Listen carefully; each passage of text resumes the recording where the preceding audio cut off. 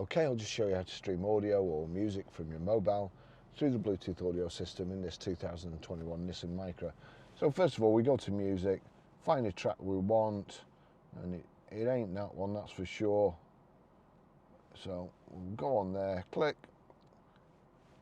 You'll see at the bottom there it says My Car. If I click on that, it's bringing up iPhone or My Car. There's a tick next to My Car. That means whatever is playing on this phone, if this is set up correctly, the audio from the phone will play through the speakers in the car. So it's playing there, we'll just go back there, playing, we'll turn it up.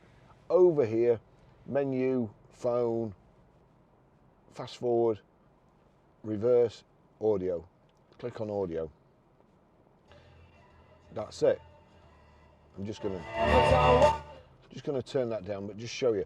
It's automatically come up on Bluetooth.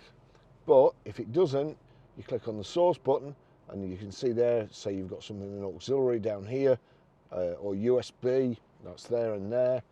So if it was on auxiliary, then what we would do, we'll just go back. Let's go back.